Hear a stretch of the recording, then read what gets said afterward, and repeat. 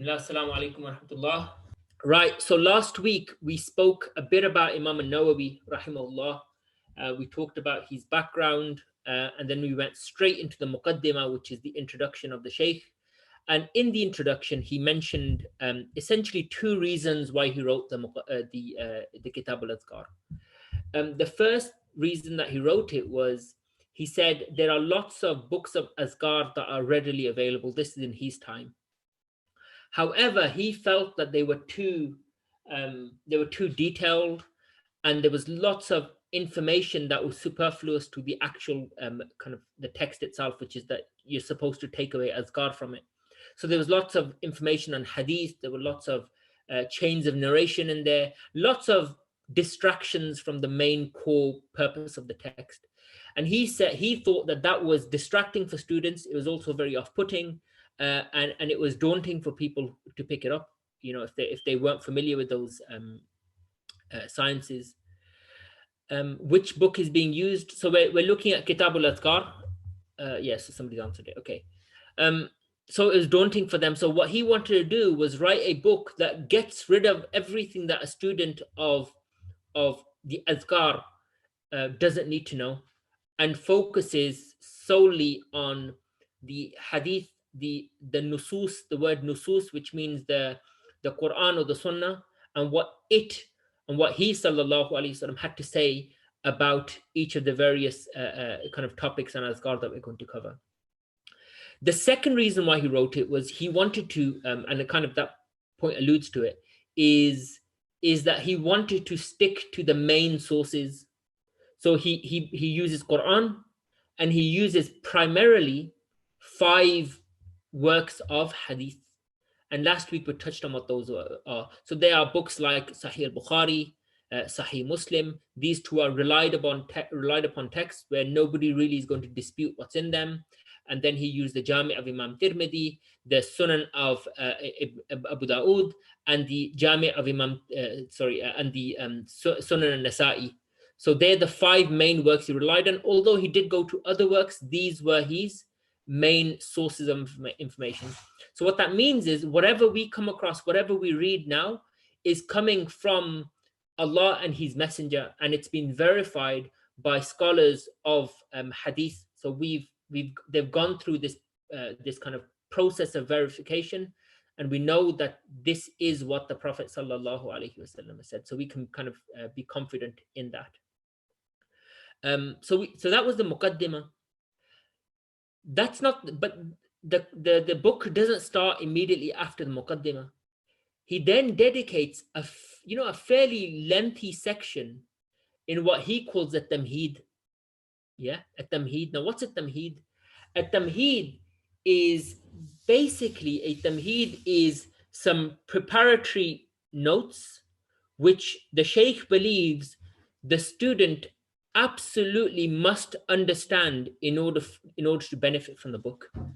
Okay, so the Tamheed is probably the most important part of the book, in that if we don't get to grips with the Tamheed and put it into practice, the rest of the book is essentially not, I don't want to say useless, but we can't get the best out of it. And in doing so, he dedicates this first section, which he calls Faslun fil Amri bil Ikhlas wa Husn al-Niyat fi Jami' al-A'mal al-Zahirat wal Khafiyat. So the Tamheed begins with the first section is on Ikhlas. What's Ikhlas? Ikhlas is sincerity. Yeah. So what the Shaykh is telling us now, the majority of the Kitab al-Adhkar is about the various acts of remembrance that we can do. Certain awrad, so certain words we can say, formulations that are found in the Sunnah on day-to-day living. So things like, what should we read when we're getting dressed? What could we read when we leave the house? What could we read when we go to the bathroom? What can we do when we're about to eat, or when we finish eating, and so on? All of these various azkar.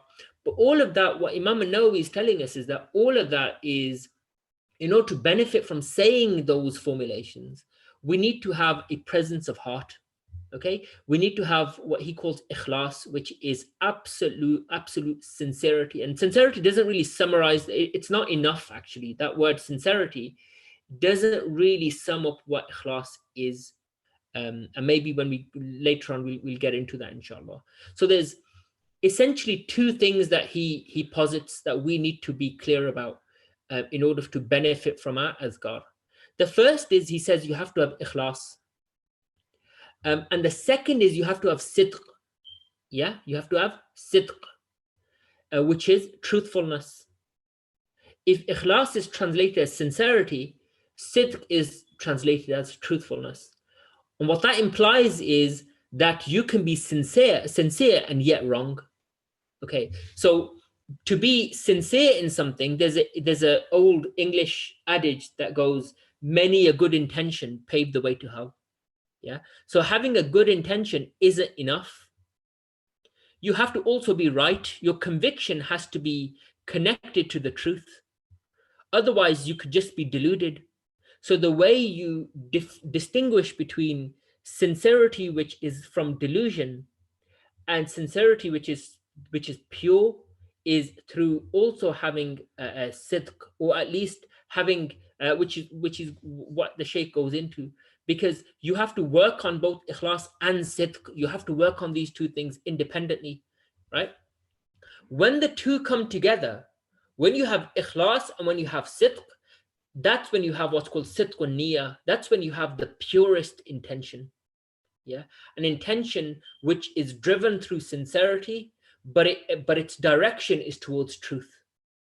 So it's driven by sincerity, meaning whatever your cause is, and it's directed towards what is true. There are many people out there that have very good intention. There are, and without getting into controversy, but there are lots of internet warriors out there that write and claim to be writing to defend God and his messenger and so on. And rather than question their sincerity, it's more about, maybe they are sincere and maybe they're even right in some cases. But the assumption that just because somebody is sincere and therefore is right is incorrect. And similarly, to assume that somebody is correct and therefore sincere is also wrong. Okay, so you need to have both of these, which means we have to actively promote within ourselves both ikhlas and sidq. And that is essentially the whole case that Imam Nawawi is making in his Tamheed, to say you need to have this, because when you say Allah, when you remember the Prophet sallallahu alaihi wasallam, that you need to have in your heart and in your mind, you need to have this question, this sense of taking yourself into account for the words that you're using, for the presence of heart that you have, and so on. So he begins with a hadith, and this hadith is as the Shaykh tells us, this is the primary hadith that all pretty much all authors will go to. Yeah, it's the hadith which is known as it's called the hadithun niyyah, the hadith about intentions. Now, let me just make sure that I don't right, okay, the hadithun niyyah. He begins with the verse. This is again something that Imam Nawawi does regularly. He begins with a verse of Quran, and then he goes on to the various narrations and various ahadith on the topic. In his Tamheed, he makes reference to a lot of scholars. He makes reference to a number of different scholars, and these are people that have, through the ages, have been recognized as very pious, spiritual people that were sincere and lived for the sake of Allah subhanahu wa ta'ala.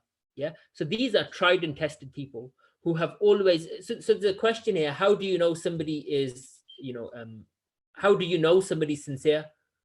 It's all well and good. A lot of this is directed to us as individuals. These are not tests for how sincere another person is. This is about you personally. Yeah, this is about how do you ensure that you're being sincere in what you're doing, and how can you be certain that you're not deluded? It's not a test of how deluded or how insincere somebody else is. Yeah, the measure that we have for that is the Sharia. The measure is the Sharia. In other words, if people are fulfilling the outward obligations of the religion, then we should assume that they are sincere in those actions. Yeah, we should assume that they are sincere in those actions. And unless there is cause to believe otherwise, the assumption is that people are honest and people are just. Now, there may be causes where you have to assume the contrary. Yeah. So for instance, if you're going to get into a transaction with somebody that's worth a lot of money, it would be ridiculous if you just assume they're sincere just because you want to have good opinion of them. Because if you're wrong, the cost of that is you lose everything that you have. So the Quran also calls towards not only sincerity and ikhlas, but it calls us towards also being smart and intelligent. So for example, on specifically on business transactions, the Quran tells us that when you engage in a transaction with somebody, make sure you have witnesses. There has to be witnesses from both sides, or a witness that both sides agree on. Okay. So what we assume with people is that they are sincere unless there is cause to believe otherwise, or where it's a matter where the risk is too great. Yeah. Things like business transactions, things like marriage. Yeah, that's another very important one. We don't just take people's word for it. We have to investigate to make sure what someone's telling us is true, because the consequence of that is, by relying on somebody's word, is that there could be a great deal of suffering.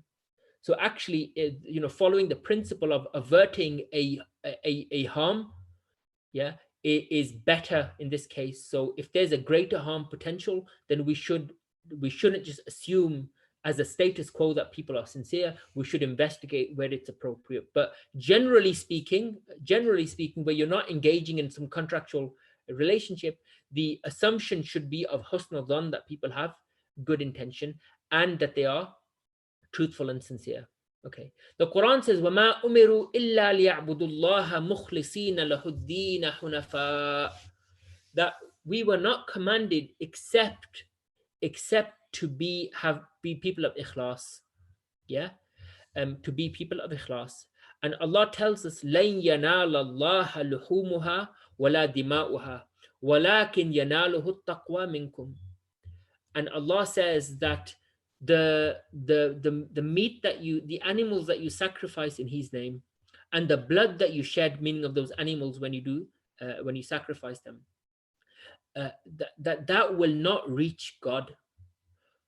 Rather, walakin yanaluhu taqwa, that rather your vigilance of God is what's going to reach God. So what that is telling us is, taqwa is a word that I often translate, well, it's not a translation, but I see taqwa as this divine audit of everything that we do, this constant watchfulness of everything that we're doing, the way we're living our life. So taqwa means the awareness that there is this live audit that's happening at every moment in your life, where you're constantly being watched. And the muttaqi person is the person that lives in that way, who lives as though he's constantly being watched by God. So what that does is it has this effect on us, and we know this because there were people there were psychologists that did studies on this. This idea that if basically what they showed was that if somebody believes that he's being watched, that he's more likely to put on this act and behave well. Yeah. And what we want to do is we want to put that act on and behave well, and hopefully in doing so instill a habit of doing that, and then we can go to the next stage of really trying to embody that. And maybe, because first thing we want to do is establish a good habit. Yeah. And then once we establish that habit, then we start doing the legwork of how do we make that pure and good. Yeah. So to follow a hierarchy of needs almost, the absolute basic is food and water. You need to get your basics right, and then what you do is go for the you work your way up that pyramid, and then you start doing the cherry on the cake, the icing on the cake, which is to really embellish your good deed. So the absolute basic is to make sure that we're doing what God's commanding us to do in its physical outward form, and then what we want to do is perfect it. And what God is telling us is that if you live in that first station of just doing something for the sake of, as a physical action, then you're not going to achieve the benefit of it, because it does not reach Allah. Yeah. What taqwa is this so that's what the psychologists say, that if you think somebody's watching you, that you're more likely to behave well. Taqwa is that, But the difference is that God is not watching your action, he's watching your heart. Okay, so that's the difference. That taqwa is, just imagine this constant, this watchfulness on the state of your spiritual heart. Now, when the physical body enters ibadah, worship, but the spiritual heart is not engaged, then as far as Allah subhanahu wa ta'ala is concerned, nothing's happening. Yeah, nothing's happening. So there's a what Imam Nawawi is telling us is that we need to awaken the spiritual heart to benefit from the azkar, the physical acts of reading, awrad, which is the various formulas that he's going to give us. To benefit from them truly, we need to engage the spiritual heart. We need to have taqwa. And then he goes on and he gives us this hadith. This hadith is narrated through Sayyidina Umar Umar ibn al-Khattab radiyallahu anh. It's a very famous hadith. It's muttafaq alayh, which means all the scholars agree on this. All the scholars of Ahl Sunnah agree that this is a completely reliable hadith that was certainly said by the Prophet sallallahu alaihi wasallam. And it goes, innamal a'malu bin niyat. Now keep in mind what niyat means according to Imam al-Nawawi. It's the combination of sincerity and truthfulness. Wa innama likulli imri'in ma nawa. For every man shall receive what he sows, what he does, whatever he intends. فَمَنْ كَانَتْ هِجْرَتُهُ إِلَى اللَّهِ وَرَسُولِهِ. And he who goes on a journey, in this case the hijrah, this is about a man who traveled from Mecca to Medina with the Prophet sallallahu alaihi wasallam, but not because it was a hijrah as part of the group of the Prophet. His intention wasn't that. His intention was that he really liked this woman, and she was in Medina going there, and then he went to follow her. And this is the response that the Prophet ﷺ gave. فَمَنْ كَانَتْ هِجْرَتُهُ إِلَى اللَّهِ وَرَسُولِهِ. He begins by starting with the positive, which is, let's make the assumption that somebody does it for the sake of Allah and His Messenger. If you do your hijrah for the sake of Allah and His Messenger, فَهِجْرَتُهُ إِلَى اللَّهِ وَرَسُولِهِ. Then he said, know that your journey was to God and His Messenger. Yeah, that you, or literally it would be that the person who journeyed for the sake of God and His Messenger from Mecca to Medina, then Allah will accept it as being for His sake. وَمَنْ كَانَتْ هِجْرَتُهُ إِلَى دُنْيَا. But he who heads towards the dunya. Yeah, and so this is interesting because the hadith, it assumes that to go and travel for the sake of this woman is dunya, right? Why is that? Well, the Shafi'is, in the Shafi'i madhab, marriage itself is not seen as an act of worship. In the Hanafi madhab, it's seen as an act of worship. So therefore, some people like to approach this hadith as a kind of making this distinction between the Hanafis and the Shafi'is. So that's one approach, that actually what it tells us is that if you take it outwardly, is that to go for the sake of marriage is not to do it for the sake of God. However, I would say that's probably not the way we should look at this. The way we should look at this is that taking a step back from this hadith for a second, it's any act that is morally neutral, anything that you do in your life, you can convert it into an act of obedience and therefore an act of ibadah if you just change your intention so that you do it for the sake of God. Yeah, to change it so that it's for the sake of God. There's a maxim, there's a legal maxim which goes as follows: that la ibada illa bin niyyah. There is no such thing as an act of worship except with a intention. So whatever you do, it may well be it could have been an act of worship, but if you didn't intend it for God, then you don't get any reward for it. Okay, so a simple thing like going to the masjid, which now we're deprived of, something that many of us took for granted. But going to the masjid, if we're consciously making the intention that every step is for the sake of Allah, so we can go and pray for the sake of Allah, then every moment, every step we take to the masjid becomes an act of worship. It becomes spiritual currency. If we go without even thinking about it, there's no presence, you just turn up and it becomes routine. And then you stand and pray. Well, when you stand and pray, you make a conscious effort. Hopefully you make this intention to enter the prayer. So you get all the reward of the prayer, but you don't get the reward for the walk. Similarly, some of us might just do a bit of exercise in the house. You can turn that into an act of worship. If you make the intention that you are preserving the body, that's a gift from God. It's an amana, it's a trust from God, because our job is to return it back to God in as good a fashion as it was given to us. Yeah, to look after it, to maintain it as though it was something that we were looking after for somebody else. Now, for us to exercise then becomes an act of worship. Yeah, and I'm not exaggerating. This is an act of worship, as in every bench press will become an act of worship for you if you make the intention. Every jog, every step becomes an act of ibadah. Yeah, and that's part of actually, our belief in Allah subhanahu wa ta'ala, that you believe in this, that you believe that actually anything can be done. If you have God in mind when you do it, it can become an act of worship. Anything except sin itself. Yeah, anything but sin itself.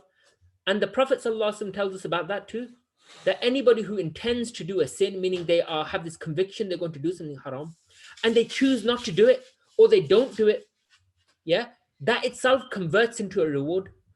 So when it comes to sin, even that can be converted into a reward by not doing it.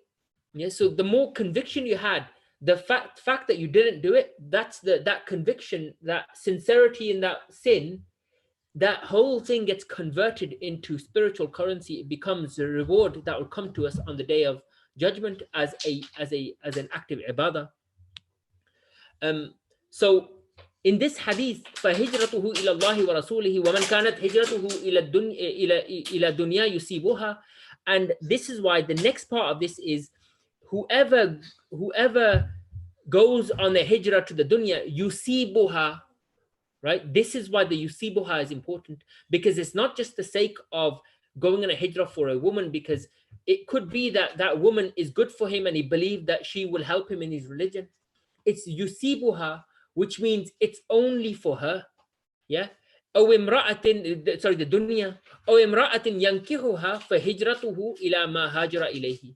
Or it's purely for the sake of that woman. There's no God in all of this. There's no thinking about how this could be good for his deen, for the dunya and the akhirah. It's purely for the sake of he's attracted to this woman. Then the Prophet ﷺ doesn't say that he sinned for it. He tells us that the reward has been, he's missed out on the reward of the hijrah.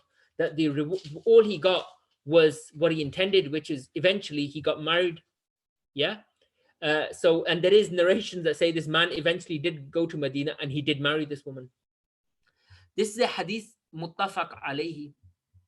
So then Imam an-Nawawi, he talks about ikhlas, because the hadith is about intention, and intention is, as I said, made up of these two wings of you need to have sincerity and you need to have truthfulness.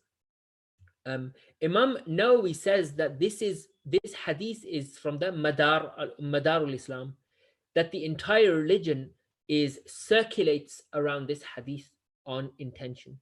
Yeah, and the reason for that is because any act of worship has to have an intention that substantiates it, because otherwise it's a hollow act which does not reach God, in the sense that it's the blood and the flesh that God talks about. It's not the sound heart which is being watched by God. Yeah.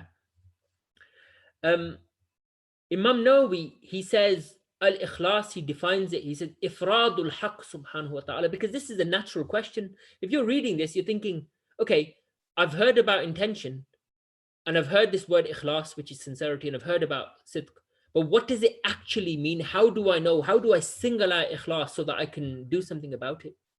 Yeah. He then goes on to give various opinions as to what ikhlas is. So Al-Imam Al-Qushayri rahimahullah, he said, Al-ikhlasu ifradul haqq subhanahu wa ta'ala fi ta'a bil qasd. وهو أن يريد بطاعته التقرب إلى الله تعالى دون شيء آخر من تصنع لمخلوق أو اكتساب اكتساب محمدة عند الناس أو محبة مدح من الخلق أو معنى من المعاني سوى التقرب إلى الله تعالى. That's what he gives as the first definition of, or one of the first definitions of ikhlas. He says, it's when you single out Allah subhanahu wa ta'ala for any action that you're doing, that you can find Allah in that action. Yeah. When you find God in that action, what you do is you turn it into an act of obedience. Yeah. So when you're doing that action, it becomes, so it's when you go, for example, you may choose when to jog or not jog. Yeah.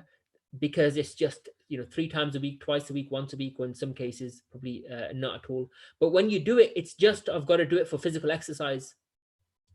But when it becomes, I'm doing this so that I can look after and maintain my body. Yeah.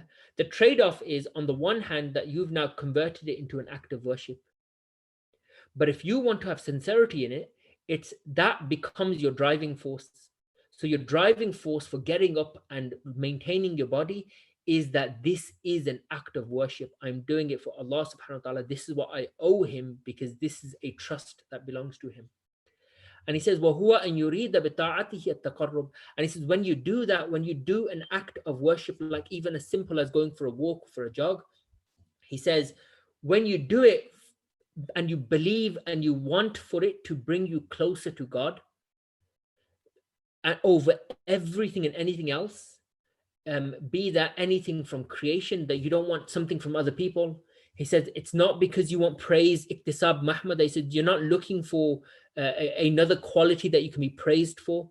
He says, or mahabbati madh min al-khalq, or ma'nan min al-ma'ani, or anything of that nature. He said, it's nothing from the dunya. He said, the only thing you want is to get closer to God. He says, when you have that, then you have ikhlas. That's when you are in the realm of sincerity. Now, the thing I would add here is well, it's not easy. Like, how do you achieve that? And I, as I said earlier, it's, you've got to start somewhere. Yeah, you've got to start somewhere, and it's from the sunnah of the Prophet sallallahu alaihi wasallam. It's from his sunnah sallallahu alaihi wasallam that you do something small and you do it regularly. Yeah. So you have to start with the physical action and you've got to develop it. So this is the science of self-development. Yeah. Self-development is the growth mindset of spirituality, is to not just say, today I prayed and tomorrow I'm going to pray and the day after I'm going to pray. The growth mindset in spirituality, the kind of journey towards ikhlas, is to start with the quality of the prayer. So I prayed today and tomorrow my prayer is going to be better. And the day after, my prayer is going to be even better. In fact, it would be, today I prayed.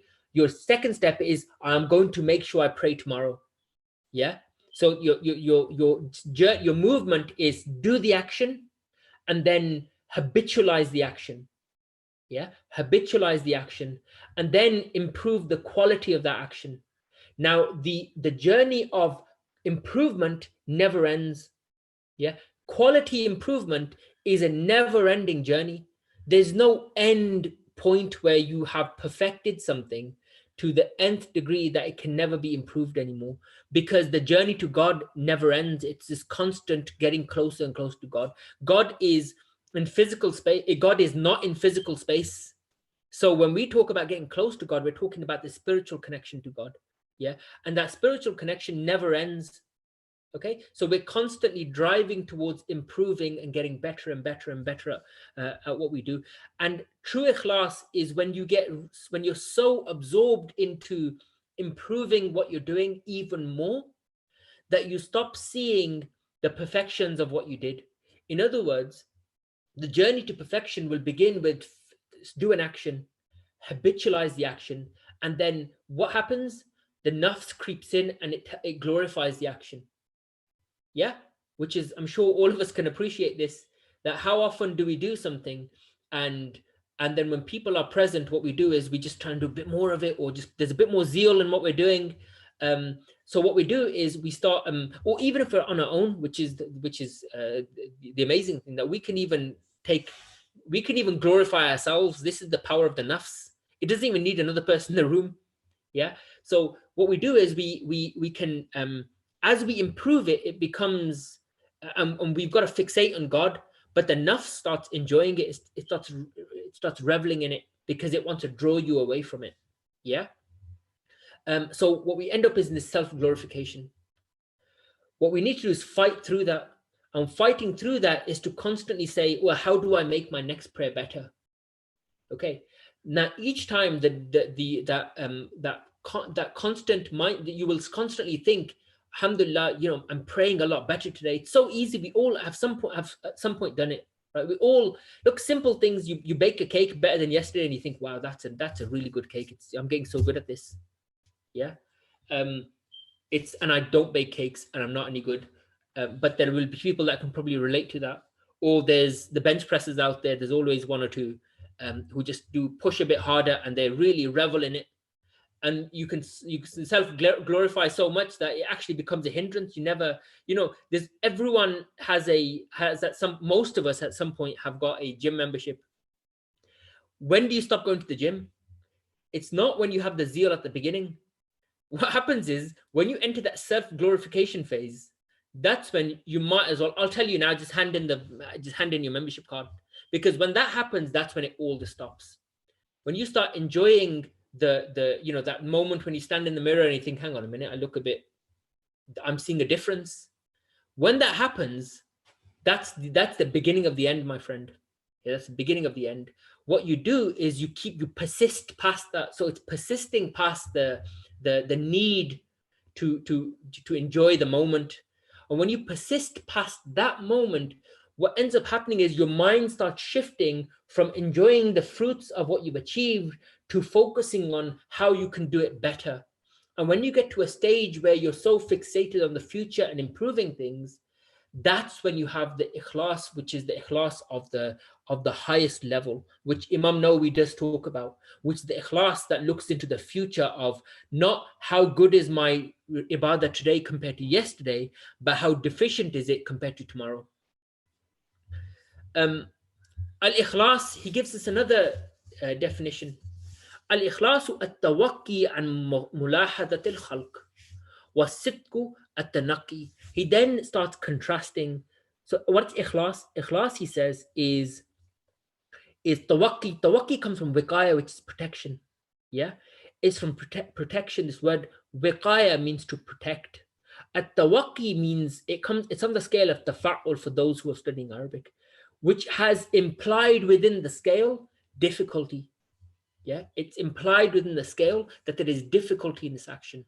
So he says sincerity is not an easy act. It's not something you can just land on. Yeah, it's tawakki and mulahadat al-khalq. He says it's to do your utmost, to do your absolute best, to protect yourself, to preserve yourself from the gaze or from the opinions and the want of the people around you from creation. And he says as-sidq. He said as-sidq is at-tanaqi. Look how closely these words are related. Tawakki and tanaqi. Tanaqi is from nuqaya. Yeah. Naqi means to be pure, to clean. Yeah. To clean something, cleanse something we use the word nuqaya or naqi. And then tanaqi is again on the same scale. Even whether you know Arabic or not, you'll notice tawakki and tanaqi are very closely related. What's the difference? The noon and the waw. Yeah, the noon and the waw, one letter changes the meaning, but they're so closely related. Tanaqi means this cleansing, but this difficult cleansing, and mutawa'at nafs. It's the difficulty in cleansing yourself from your nafs. Yeah. And these two things are different. That's what sidq is, truthfulness, because it's really easy to, and everyone just try and, because look, there's no formula for ikhlas that everyone will just immediately connect to. This is a personal journey for every single one of us. And I want to make it clear that I'm not teaching this book claiming that I've mastered this by any stretch. And I think most of you, all of you are intelligent enough to know that's not the case. I'm going through this because we are all collectively going on this, but it's our individual journeys. Yeah, it's an individual journey. So there might be something that Imam Nawawi says and it clicks a reflection for you personally. Well, you know what? Hold on to that reflection and mull over it, think about it, and you'll make it and personalize it, because your journey might be slightly different to the next person's journey. He says, at the Naqi Sidq now is, sorry, as I was saying, so for all of us have at some point in our life had conviction in something and have been wrong in that conviction. Just think about that for a second. It could be anything. I mean, I experience it on a daily basis, which is it's an occupational hazard of being married. So the Naqi, Sidq is how do you, what's the formula? How do you stop yourself when you're going into a cul-de-sac? When you are about to have firm conviction, if that means bulldozing over other people, you will bulldoze over other people, yeah, to be proven right. Why? Because you believe you're right. You're absolutely convinced you're right. But eventually, even I realize that we're not right. Okay. Now, does that mean we can only ever prove or disprove ourselves after the fact? It can't be. That doesn't make sense. There must be a way of us being able to sanity check our thought process as to whether we are in fact correct in our conviction or not before we go down that cul-de-sac and eventually have to, with our tail between our legs, accept that we were wrong. So that's the thing. Sidq is again, we see it as a spiritual journey. It's how do you not fall into deluded conviction? Yeah, deluded conviction. And we have a term for it. We call it the nafs, because it's the nafs that does that to you. Now, if ever you want to, if some of you have ever thought, what's the difference between the shaitan and the nafs? What's the difference between the shaitan and the nafs? I'll tell you a very simple, a really easy way of looking at it. See the shaitan as an external, right? The shaitan is the facilitator. The shaitan is the facilitator. The nafs is what runs through your veins. Okay, it runs through. There's a hadith, by the way, which some of you might be aware of in the, I think it's in the Jami' of Imam Tirmidhi. I remember it when I was going through the Mishkat al-Masabih with my teacher, and I remember that hadith really stuck out for me. It really, I remember it vividly. Actually, the moment when my teacher read it, it was in the early hours, and we were going through this, and it was, when you're tired, and then you suddenly read this passage, and it says, "Shaitanu yajri majri ad-dam," that the shaitan runs through the veins of every child of Adam. And I remember at the time thinking, how does that work? And now when I look at it slightly differently. The shaitan is like the nafs that's within us, the ego that we have is like has a direct line to the shaitan. The shaitan is a facilitator. And what happens is he facilitates, but he addresses and connects to our ego, our nafs. So what happens is, let's go through a very simple kind of a case study, right? A simple example. Like, say for instance, somebody is in bad company, right? You're in bad company, and you know that company's not good for you. Yeah, you know they're not good for you. The difference with the nafs is the nafs will make you desire to be with them. Yeah, the nafs is the internal need that the more you try and not think about them, the more you gravitate towards them. That's your nafs. It's pulling you. The shaitan facilitates it. He's the one who whispers in all of your friends' ears and says, call him, call her, get in touch with them, do something, make them when you pass them by in the street. All of these things that are happening are being facilitated through the shaitan. And the nafs is the bit that's that child inside you. What Imam Busiri in his Burda, he says, "An-nafs wa-nafsu kat-tifli in taftimhu yanfati in tuhmilhu shabba ala hubbi rida wa in taftimhu yanfatimi." He says that this nafs is like a child, right? It just wants what it wants, and it will constantly push at you. It'll constantly throw its toys at its pram, desiring for what it wants. And what it wants in this case is that company. Yeah, but it doesn't have, like a child, it doesn't have the means to go and do it. It just eats away at you. But the shaitan can facilitate that. He's the one who whispers in everyone's ears, right? Which is why the shaitan will have a strong argument on the day of judgment, and the Quran talks about it. Yeah, the shaitan's argument's going to be when we say it wasn't me that did it, it was a shaitan that made me, and the shaitan's going to say, what? I didn't make him do anything. I wasn't inside you. You chose to do it. I may have facilitated it, but I didn't take you somewhere. I didn't make you do that thing. You did it yourself. Yeah. May Allah subhanahu wa ta'ala protect us from the shaitan and from the evil of our own ego. So the nafs is this child that's constantly pushing you to do something. And what's interesting about it is whenever you start, now again, everyone I'm sure can relate to this in some way. Whenever you start doing a good deed, like praying, if there's people that don't pray regularly, it's the act of praying. And for those of you who pray regularly, it's that desire to want to improve your prayer. What happens is that initially when you start doing it, there's this conviction, right? There's this desire to want to, there's a zeal to want to do more of it. And there's a wisdom behind why the Prophet ﷺ said, when you do something, do small amounts of it and do it regularly. Because what happens is, don't ever think that the shaitan won't use good deeds against you. He will. Yeah, he will. Because if the shaitan would, through your nafs, because that's what he's doing, through your nafs, what he will do is he'll facilitate it. How? You might, for instance, want to read nafal at night, and there comes this breaking point where either you sleep and wake up for fajr, or you keep going and you fall asleep an hour before fajr. Guess what the shaitan does? The shaitan pulls a few strings, makes it attractive for you to stay up somehow. The ego then will gives in because it's being fed, and what you do is you keep, because it's a lot of it's that self-glorification. That's when it happens. It's that moment when you think, alhamdulillah, I've done 10 nafal, I've never done this before, I'm going to do another 10, right, while I've got it. So as you're doing it, you've lost sight of the bigger picture. And what happens is you fall asleep in the shaitan thinking that's the best 10 nafal I ever got out of him, because tomorrow morning he's not getting up for fajr. Yeah.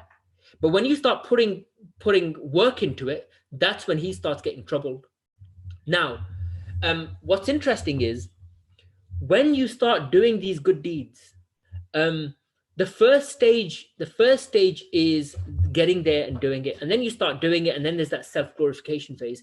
If you start fighting that self-glorification phase, when you start going beyond that and you're starting to enter what is essentially the maqam of ikhlas, where you are fighting against your own ego, what happens? Every single person, I'm sure, can relate to this, is that the more you fight it, the stronger it gets. The stronger the need to give in to your ego gets. And the reason why that happens is, the way to look at it is that the nafs is like a peacock, in the sense that when it knows that it's dying, it puts on this last display, and most people will fall at that hurdle. So the nafs, when it appears to be at its strongest, is actually at its weakest.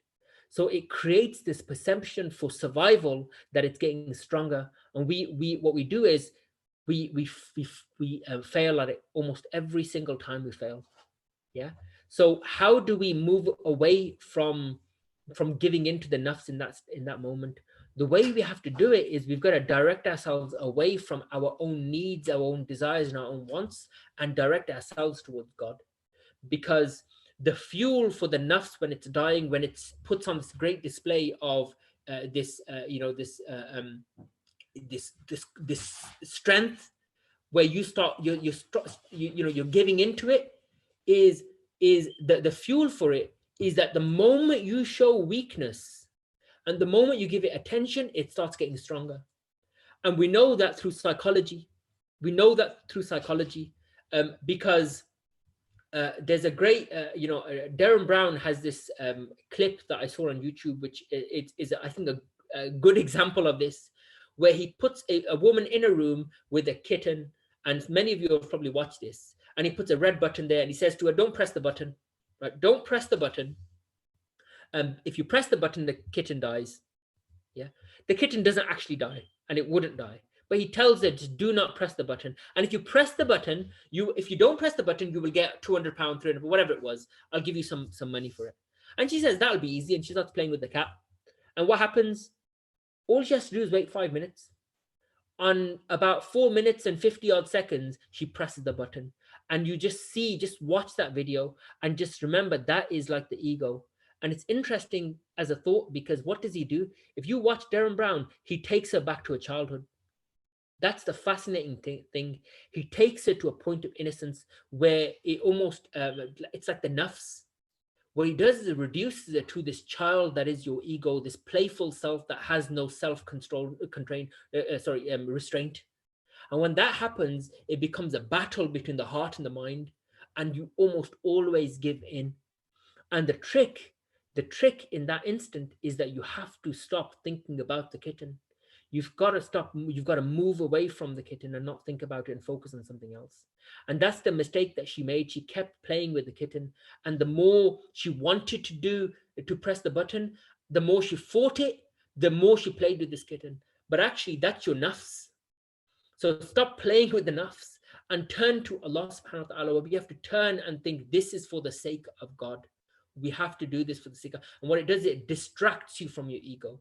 And what happens is that big display, that peacock display, eventually falls.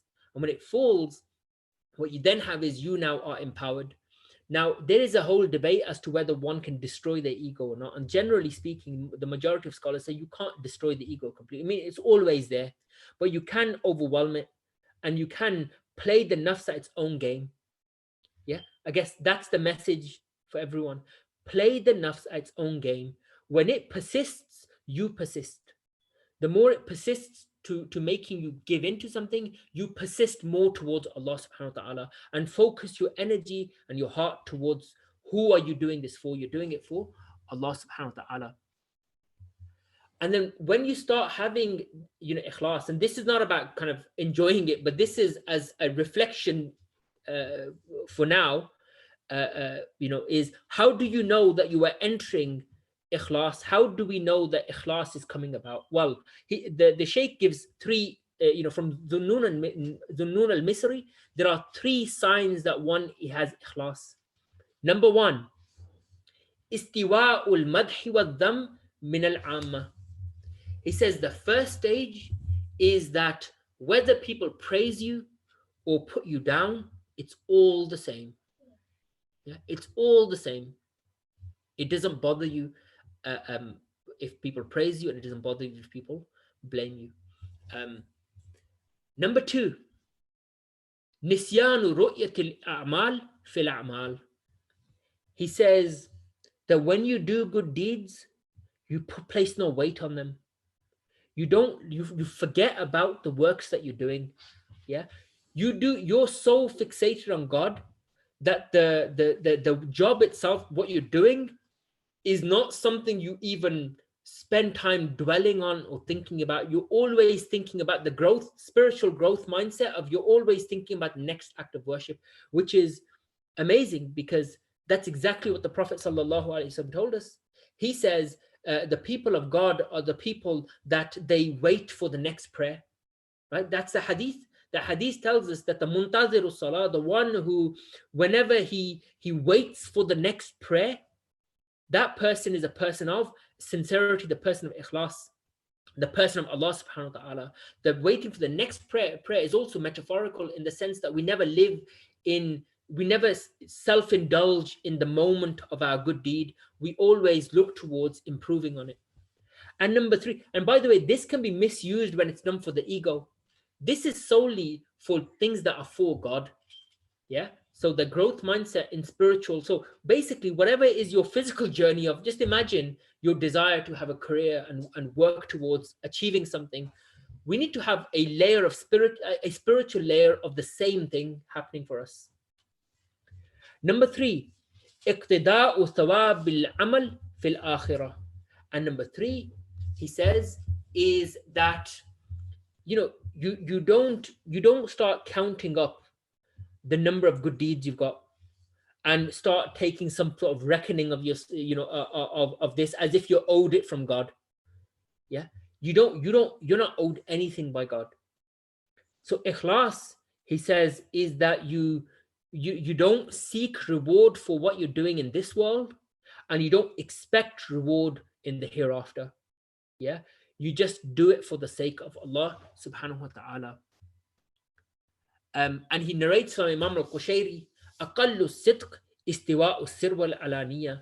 So the lowest, that's ikhlas, the lowest stage of sidq, which is the truthfulness that you have within yourself. Yeah, the bit that makes sure that you're not deluding yourself, that you're not doing something that you claim is for the sake of God, but actually it's for the sake of your own ego.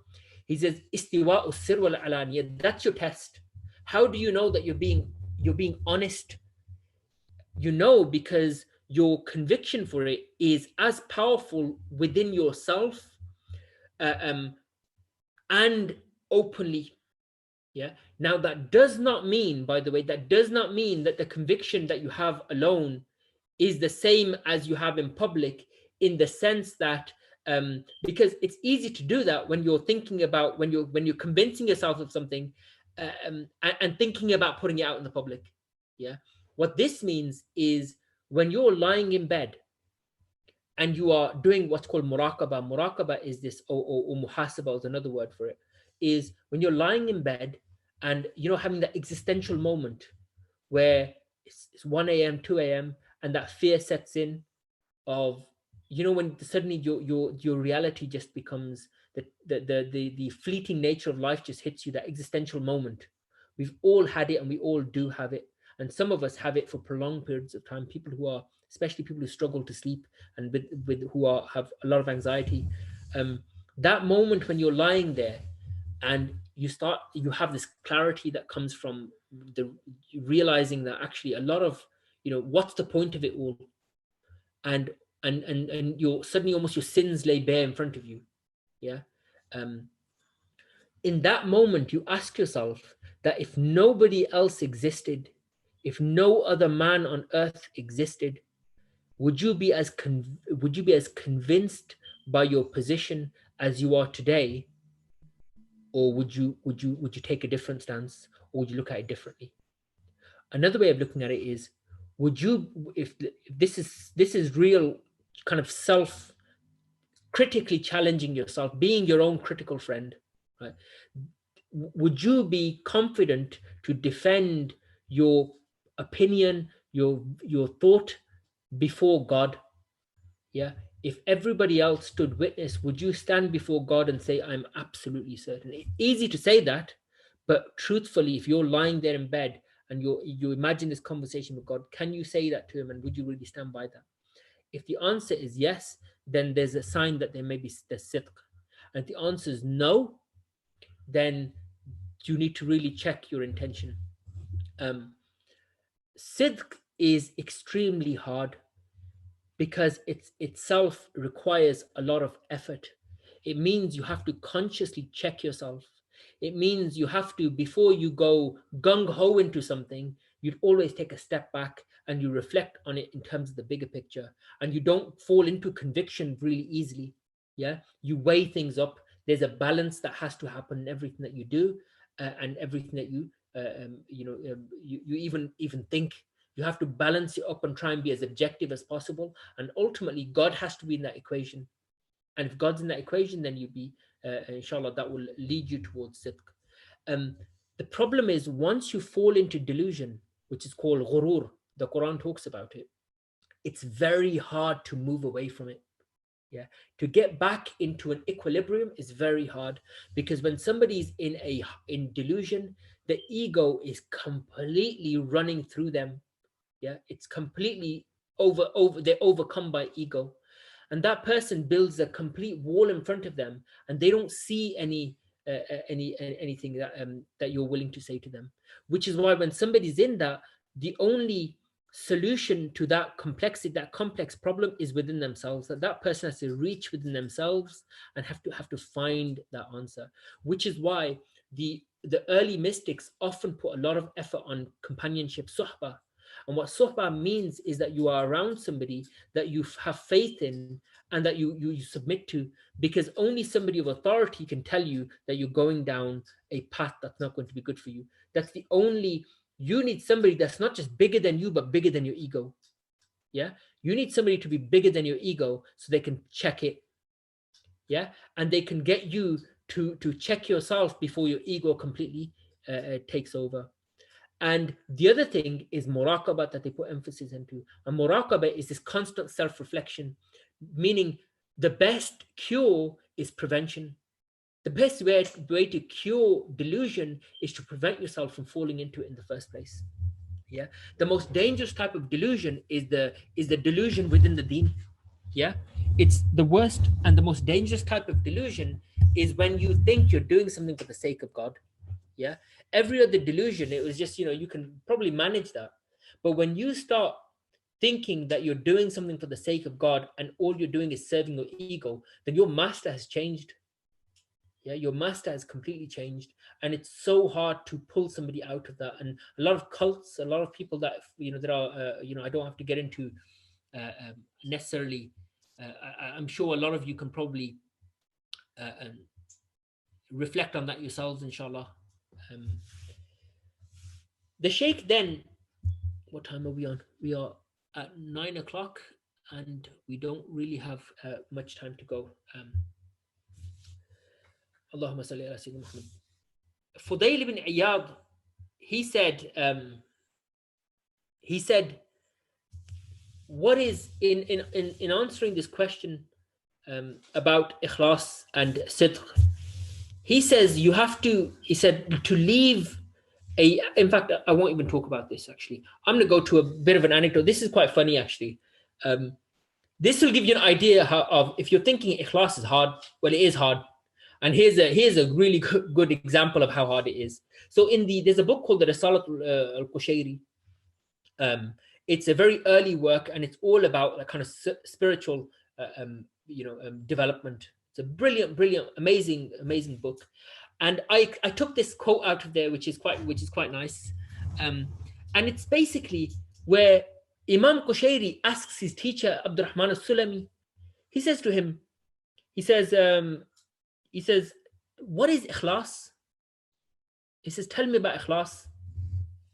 And Abdurrahman ibn Sulami says, it's funny you should ask me that question, because I struggle with that. So I asked Ali bin Sa'id, and Imam Qushayri says, okay, what did he say? He said, he asked Ahmad bin Zakaria. And he said, okay, so what did he say then? He said, he asked Ali bin Ibrahim al-Shaqiqi. I said, okay, so what did he say? He said, well, he asked Muhammad bin Ja'far al-Khassaf. He said, okay, so did he give you an answer? He said, no, well, he kind of did. He asked Ahmad bin Bashar. And he said, so what did Ahmad bin Bashar say? He said, he asked Abu Yaqub al-Shariti. He said, okay, so who did he ask? He said, he asked Ahmad bin Ghassan, who asked Abdul Wahid bin Zayd. And he said, and did he give you an answer? He said, no, he asked Hassan al-Basri, rahimahullah. And he said, okay, what did Hassan al-Basri say? So Hassan al-Basri, he said, he asked Huzaifa. He didn't know. And he said, okay, Huzaifa, the great Sahabi, what did he say? He said, he asked the Prophet sallallahu alaihi wasallam. He said, alhamdulillah, what did Rasulullah sallallahu alaihi wasallam say about sincerity? He said, Rasulullah sallallahu alaihi wasallam said, he asked Jibril alayhi salam. And he said, and what did Jibril say? He said, Jibril said he asked Allah. And he said, so what did Allah subhanahu wa ta'ala say? He said, Allah said, this is one of my mysteries. He says, and I've deposited it into the hearts of those servants whom I love. Yeah. In other words, the journey was all the way outwards to ask everybody. And then God's response was that ikhlas is in your own heart.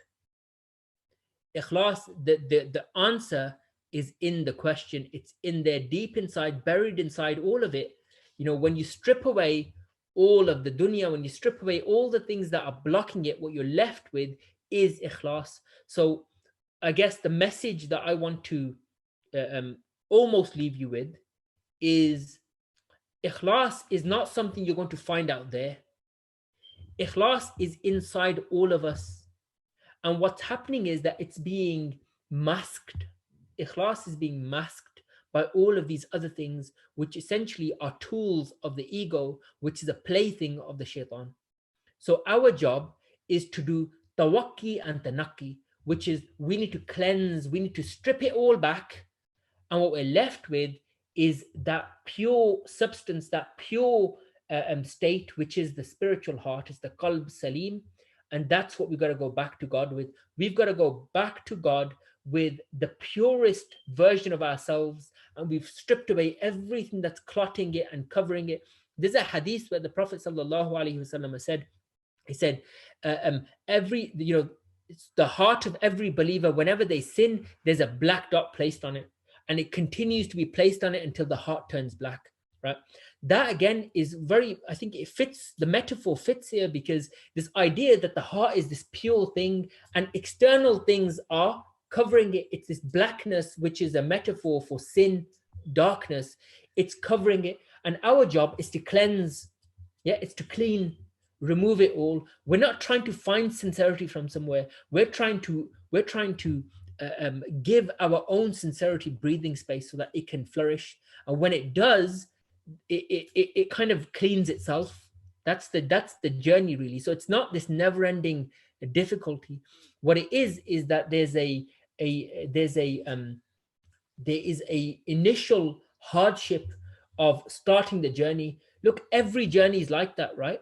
If you know you've got to go on a if you know, when you're having to read when you're studying, for instance, yeah, you're studying at university or whatever it might be, the hardest thing to do is start your revision. Correct? I'm sure many people here can relate to that. The moment where you've got to decide, okay, I've actually got to revise now. Yeah. And what we do is we put it off for as long as we absolutely can, until there comes a point. And the way that works is this we don't consciously do it, but subconsciously we weigh it up on the scale. And the way the scale works is, this is the nafs. It tells us sunny outside versus revision. And then the nafs says, okay, this is the easy one. The sun won't last very long. The revision will still be here when you get back. And you say, yeah, fair point. So revision goes back burner, go out and play. Come back inside, got to start revision. Well, you can start revision, but actually you need to have a bath, you need to have a shower, you need to sort yourself out. And you think, yeah, fair point. So you do all of that. And then do I do revision or not? And then the ego says, this is another easy one.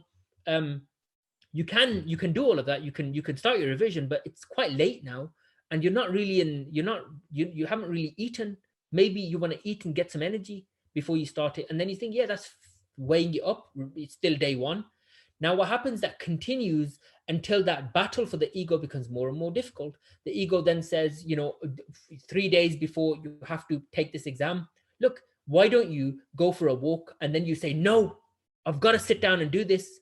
When your friends call, because the shaitan kind of helps along and facilitates, your friends call and say, look, let's do this, let's do that. And you say, look, no, I've really got to revise now. Everyone's experienced this in that moment where you actually sometimes physically do this.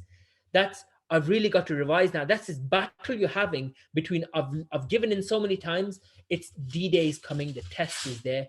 And there comes a point where you weigh it up deep in the recesses of your mind that you tell yourself the story that I need one full day of revision.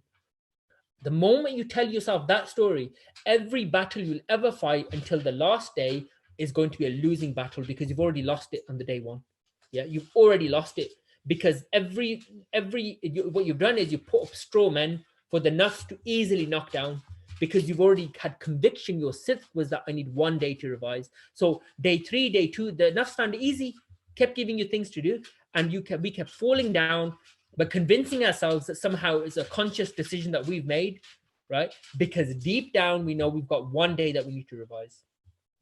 So when that day comes along, we have to even then battle it out, and eventually we convince ourselves there's 20 hours to go. We've got to do an all-nighter. It's not quite the 24 hours, but you know what does the enough say? It says, look, you're not going for 100%. You only need 70% to get a first. Or it says, maybe it's now 4 a.m. in the morning and you haven't got anywhere, and you think, well, look, you need 40% to pass. Don't worry about it. And it only counts for X amount of marks. Or you can do this, you can do that, we're all familiar with that battle, this battleground that happens inside our minds of how we manage this. this thing that is the ego, but at the time we think it's a perfectly rational decision that we're making ourselves. Then what happens is we go to the test, we don't do too well, and the beauty of the ego is, guess what it tells you? It tells you, well, if you revise more, you'll learn better. So actually, it's not really a reflection of how good you are. Even then, it doesn't put you down. It tells you, look, actually, and maybe it hurts at the time, but when you get your marks and they're not quite what you expected, you tell yourself, look, I could have done better. I just chose not to. What you do is you live in this false potential. We live in this potential of what I could have been, and that becomes the shadow self that you glorify. That's the power of the nafs, that even if you can't live up to your potential, you have this fictitious potential that you created, and then that becomes the best version of you. And you tell yourself, I could have been a doctor if I wanted to. I could have been a lawyer if I wanted to. If I wanted to do this, if I wanted to be an imam, I could have been an alim. I studied for 2 years. I just didn't find it beneficial, so therefore I stopped. You can tell yourself all the stories under the sun. The bottom line is, sidq is what's going to set you straight. Right? When you're sitting there, lying there, and you're thinking about, okay, how much of this is me creating a narrative that makes me living with myself livable, and how much of it is genuine? And you might find that the majority of it is ego, and it's and you need to start stripping that away. So it has to be this conscious effort of breaking it down. Now, in the same way as your exams, we do the exact same thing with very little difference when it comes to the great exam of when we stand before Allah subhanahu wa ta'ala. The difference is that the exam does not have a set date, right? And that is the test. The exam does not have a set date. So everything's set up so that our egos are thinking, okay, I can do this. I can convince you to put off the good stuff for as long as I need to. And every now and again, I'll take a break, but I'll keep fighting. And the shaitan does the same thing. And the only thing that protects us is this idea of taqwa, which is this constant, God is watching me. You have to turn towards Allah subhanahu wa ta'ala. And then when we start believing that judgment day is not something that's going to happen, judgment day is happening right now. We are in judgment day.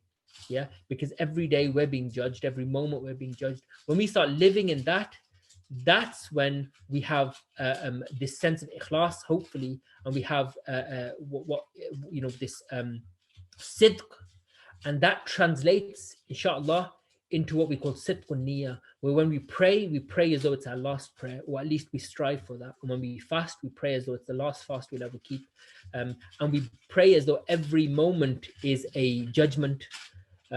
So in this quote, it's quite a nice one, but it tells us that essentially that Allah subhanahu wa ta'ala has created ikhlas as this mystery that sits within our own hearts. And he revealed a surah called Surah Al-Ikhlas. Yeah. And what is that whole surah about? Qul huwallahu ahad, Allahu samad, lam yalid walam yulad walam yakul lahu kufuwan ahad.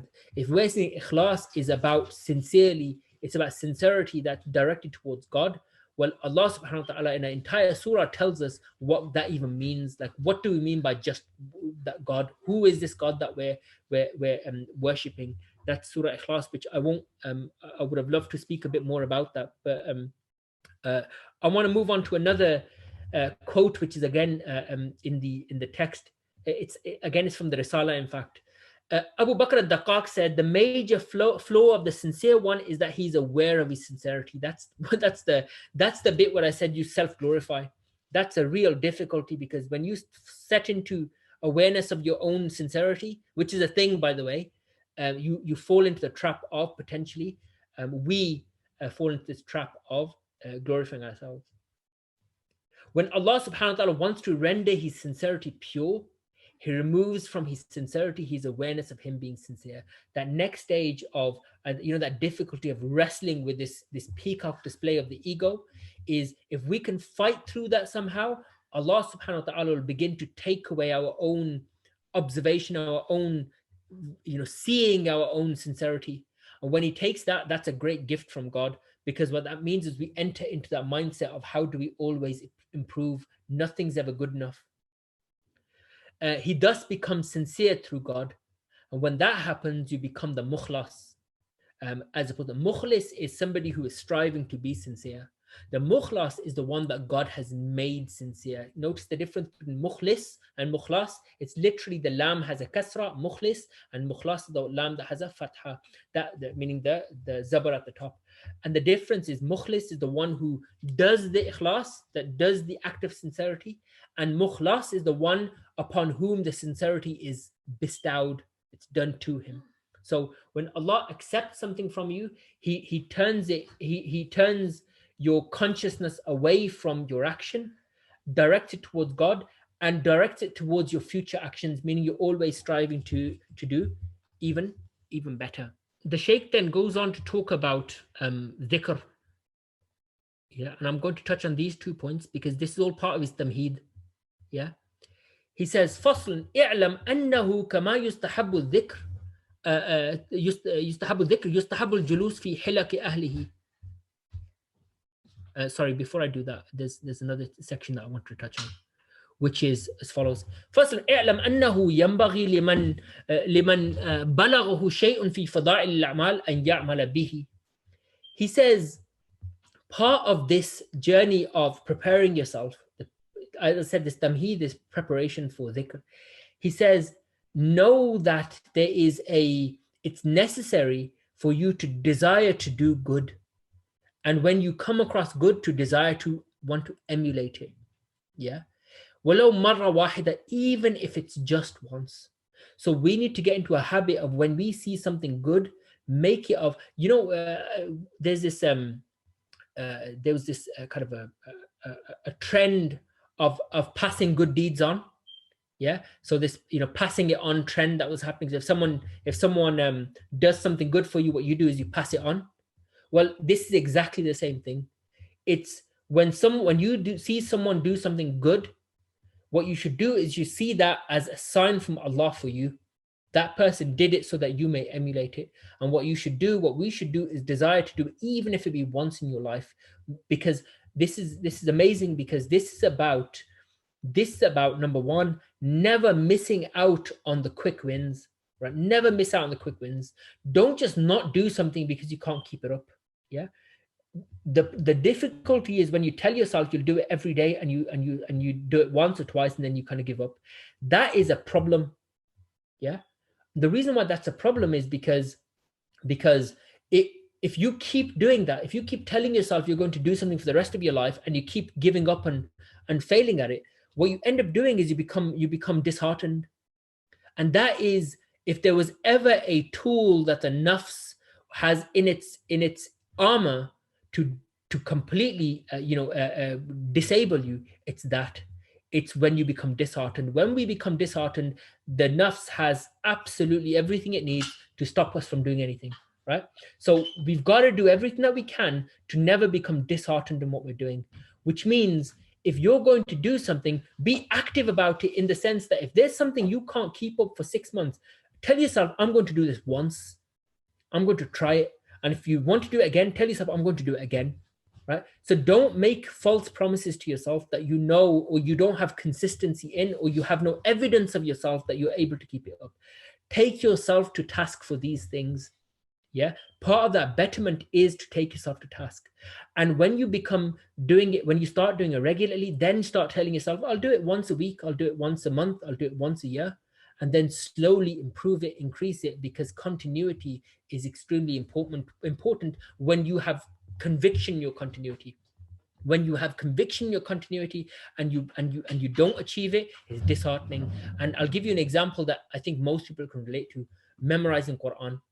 How many of us have sat there and tried to memorize Quran, and in doing so, we've started an Juz Amma, and then some way into the 5th or 6th surah from the back, we start to struggle, we start forgetting our surahs, and then eventually what happens, we start off with this, I'm going to memorize the entire Quran starting from Juz Amma. It slowly becomes, I'm going to try and get through Juz Amma, inshallah, because life's really difficult and I've got exams and things and it's going to be too much.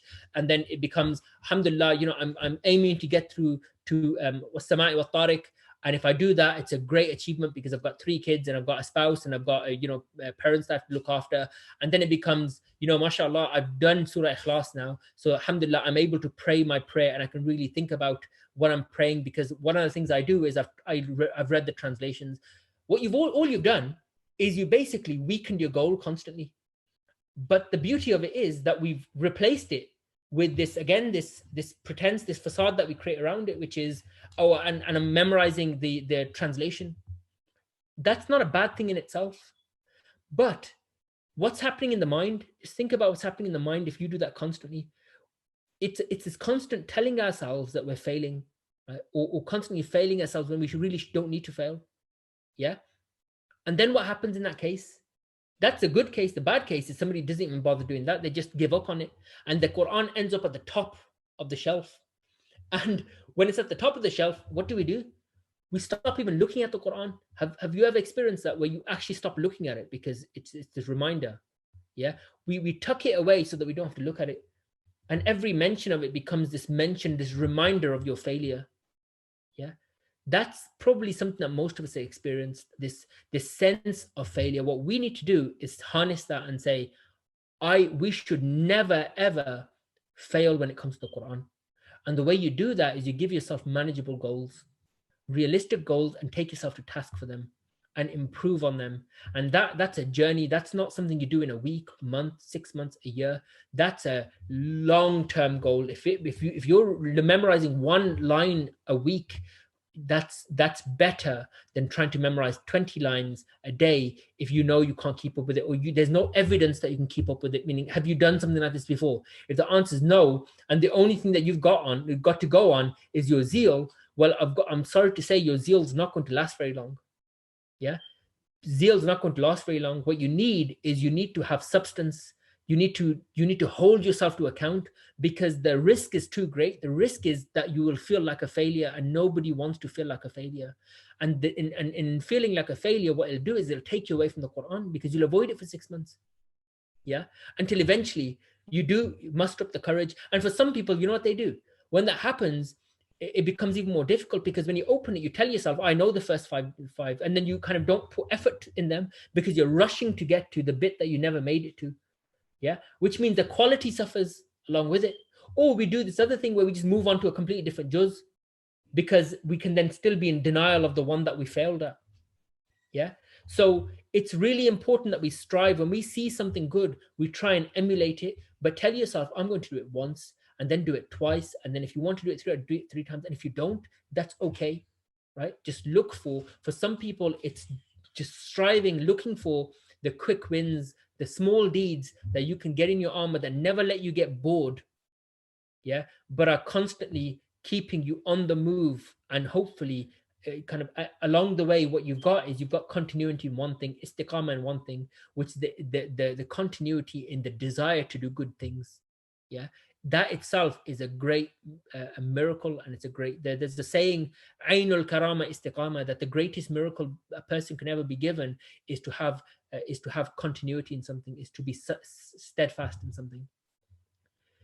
وَلَوْ مَرَّ وَاحِدًا لِيَكُنَّ مِنْ أَهْلِهِ. And the Shaykh says you should desire to do something good, even if it be once. And that he's setting us up for this book. He's saying you will come across lots of adhkar, and don't make a promise to yourself you'll do every single one of them all of the time. Yeah, do them, but don't promise yourself you'll do them all the time. Instead, tell yourself you'll try and do each one that you learn, you're going to do it at least once in your life. Just start with that, and you will get far, inshallah. وَلَا يَنْبَغِي أَنْ يَتْرُكَهُ مُطْلَقًا بَلْ يَأْتِي بِمَا يَتَيَسَّرَ مِنْهُ. He says there's no problem with missing them or not doing them. He says do what's easy for you. Why? لِقَوْلِ النَّبِي صلى الله عليه وسلم في الحديث المتفق على صحته. He says, because the Prophet sallallahu alaihi wasallam told us, this is a glad tiding for all of us. He told us sallallahu alaihi wasallam in a hadith that both Sahih Bukhari and Sahih Muslim narrates, Imam Bukhari and Imam Muslim narrates, إِذَا أَمَرْتُكُمْ بِشَيْءٍ, the Prophet said that if I ever command you to do something, فَأْتُوا مِنْهُ مَسْتَطَعْتُمْ. He says, do of it what you're able to do. Do of it what you're able to do. And the Shaykh says, فَصْلٌ قال العلماء من المحدثين والفقهاء وغيرهم يجوز ويستحب العمل في الفضائل والترغيب والترهيب بالحديث الضعيف ما لم يكن موضوع. And the ulama say that even if there be a hadith which is weak, right? Even if there's a hadith that's weak, if it calls you to something good, it's permissible for you to act upon it. So this is not just about sahih hadith. Yeah, you don't need a sahih hadith to do something that's good. Helping an old lady across the road doesn't require that you have to go into the Quran and try and find reference to it. Yeah. وأما الأحكام كالحلال والحرام والبيع والنكاح والطلاق وغير ذلك فلا يعمل فيها هما إلا بالحديث الصحيح والحسن إلا أن يكون في احتياط في شيء من ذلك. And the Sheikh's telling us, it's a, he has a lot of husn al-dhan for his audience, for people like us. He teaches us stuff along the way, yeah, which is of interest. He says, look, but when it comes to something as halal and haram, right, like getting into a business transaction, like interest, riba, and these sorts of things, marriage, nikah, he says, when it comes to these things, we only ever go to hadiths that are sound, whether they are sahih or hasan, meaning they are authenticated. He says, we only ever follow those sorts of hadiths. كما إذا ورد حديث ضعيف بكراهة بعض البيوع أو الأنكحة. He says, unless there is a weak hadith, for example, where the Prophet ﷺ seems to, in the hadith, he tells us not to do something. Yeah, he tells us not to do something, and it's a weak hadith. He says in that case, it's better when it comes to worship. He says it's better to be safe and precautious. Yeah, so the precaution principle applies, which means if there's a weak hadith, to not do something, it's permissible to act on that weak hadith and to avoid something which it may be that the Prophet said it may be that he didn't say it, but it's better to avoid it. Yeah, but when it comes to actively doing something, yeah, something good, the rule is that you, even if it's a weak hadith, if you know it's a good thing to do, you can do it. Yeah, but if it comes to specific acts of halal and haram, like the things that we know, right, like food that you eat, like the, as I said, what's riba and what's not riba, what's interest usury and what's not usury, things about your prayer, your fasting, in those things you don't rely on weak hadith. He says في هذا الكتاب أحاديث النص على صحتها وحسنها وضعفها أسكت عنها لذهول ذلك فأردت أن تتقرر هذه القاعدة أنه مطالع هذا الكتاب. And the Sheikh then just reiterates, he says, look, I'm telling you this so that you know. He said, but I have, to the best degree that's possible, I've tried to stay to that with those hadiths that are reliable hadiths. Now I've gone over my time, so I'm going to stop there, inshallah, and we'll continue from the next chapter, which is where we talk about, recommended, what's recommended when it comes to dhikr, and also, sitting in places of dhikr. So we'll go from there, inshallah, and we may continue the discussion that we had today. So I hope that it's been a benefit. Assalamu alaikum wa rahmatullah.